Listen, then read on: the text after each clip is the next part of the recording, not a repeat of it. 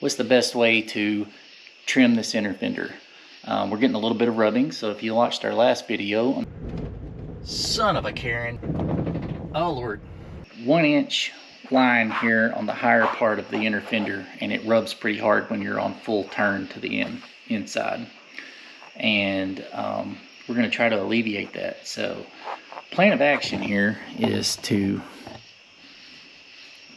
either, it's going to have to remove these 2 bolts, the little push rivet right here, little plastic retainer, and then as I was feeling underneath here, I have 2 bolts basically here and here, and you can see where we've been rubbing. That's what we're going to try to alleviate. So let's go over to the other side, because actually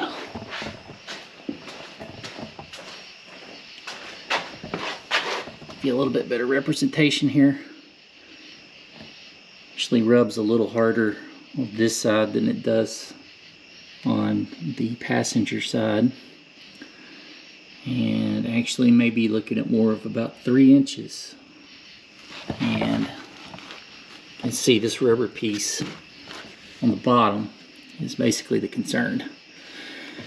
So either we cut at an angle to about like right here and down, or if we get this off and look at it, may be able to be in a position where I could take the inner fender off, trim the bumper in the part that you can't see, and then just reinstall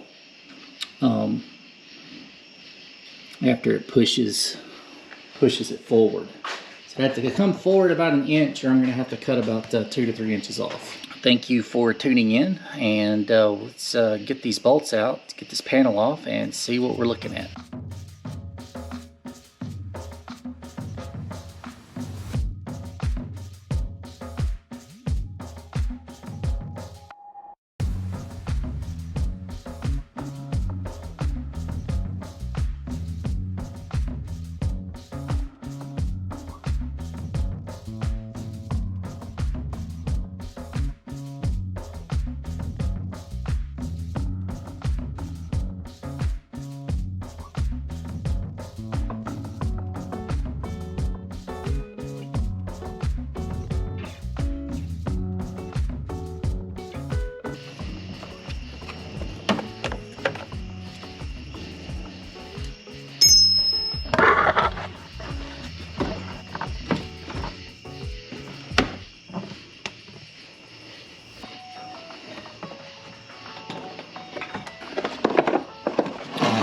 Alright, I got the inner fender out. I have turned it all the way to the inside. This is where it would normally be making contact, right here. So you've got these 2 bigger 13mm headed bolts that go up through here. I couldn't see, but there's actually 2 smaller screws that are here on the outside, and then right here, which holds that all together. So I believe that's probably why this is shaped like that, because it allows for, it just sandwiches between there, and then it cups it, just holds it.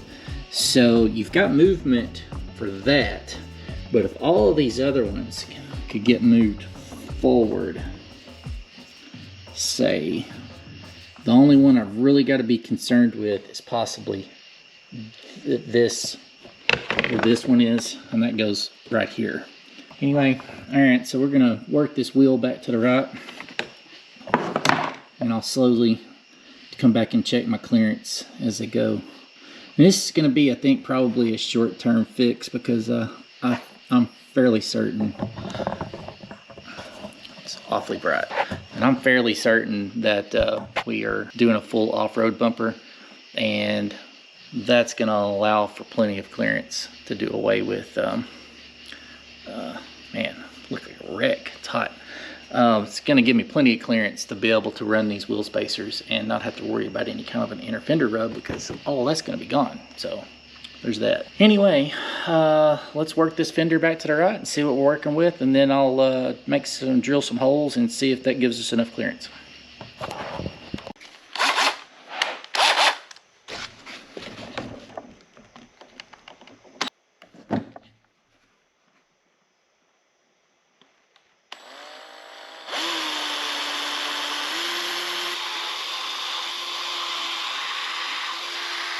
All right, so I've made a few holes here. I may have to go back in and re-slot some of these. It'd be good just a little bit so I can have some side to side and find its spot, and then just basically they're gonna stay in place by pressure anyway. This one I'm probably gonna have to use a couple of washers on the back side of that just to so that the bolt will go in straight.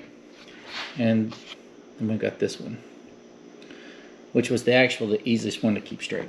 All right, let's take it back out, see if this is gonna work for us.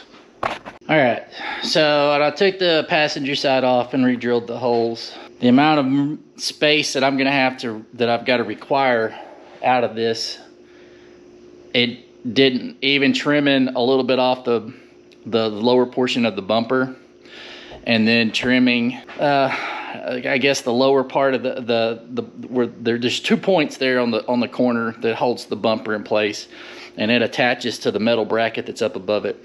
And even if I trimmed a little bit of the bumper off to allow this to come closer, there was just no way.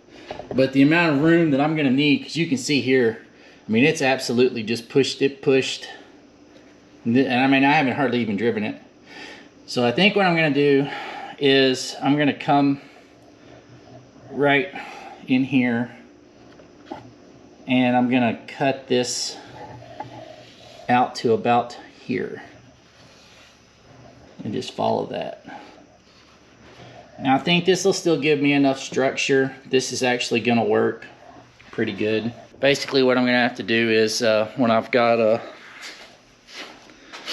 little bit more time, I'm gonna I'll take that and trim it and then reinstall them, and I think I'll have plenty of space. But anyway, so what I was talking about is right here. So I trimmed off the lower portion of the bumper here, and I don't really think that I'm gonna need to do any more trimming. Like I said, if I end up taking the lower portion of the bumper off to put the full metal bumper on here, I'm not gonna need that anyway, but that's just something that I'd like to be able to, for continuity's sake. That way if it sells or anything like that, I can return it back to factory state. And also, I didn't get to show, but there's the new CV shaft to get down there and get some degreaser and get some of this mess off of there where the old one blew out and got grease everywhere.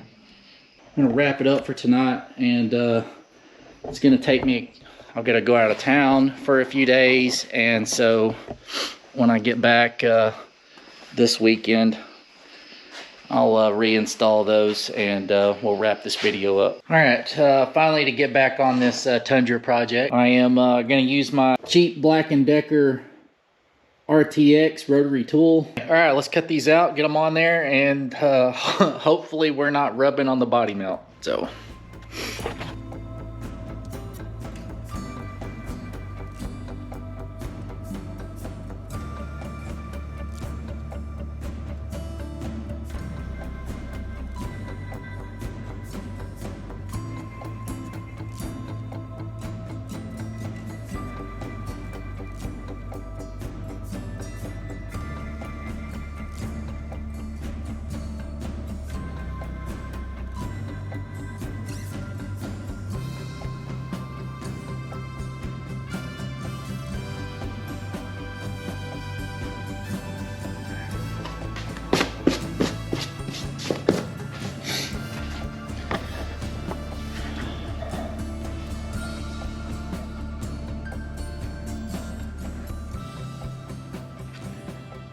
Okay, well, the plastic's missing that was rubbing, so hopefully that'll do it.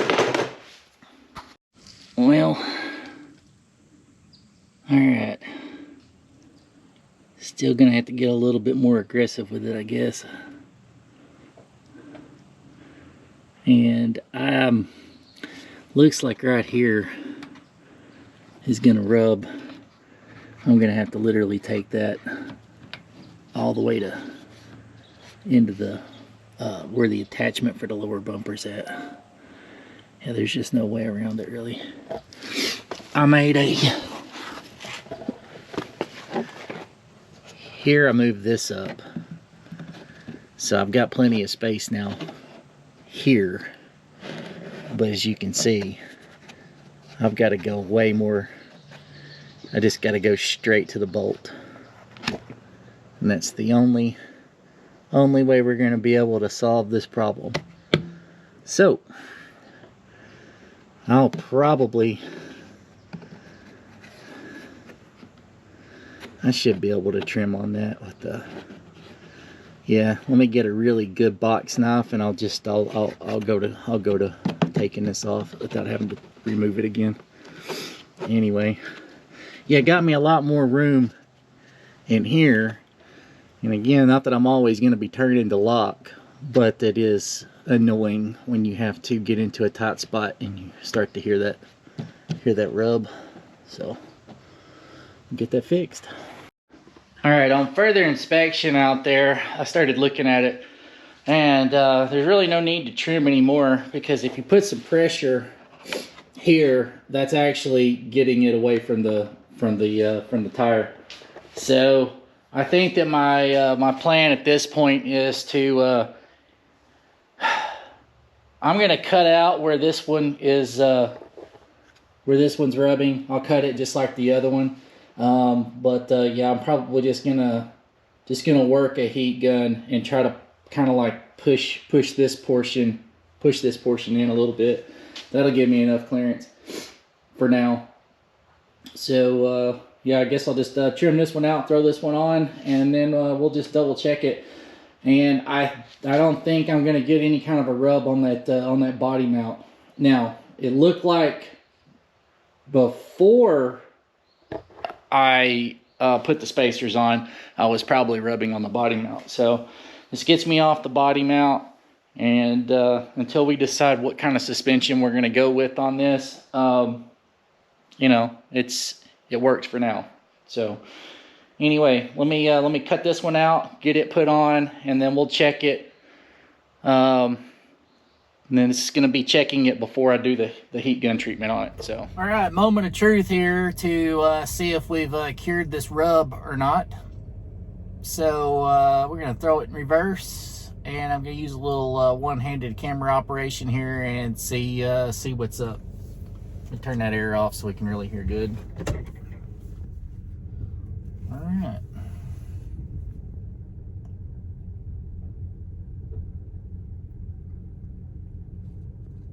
Alright, that's the most tiniest of rubs.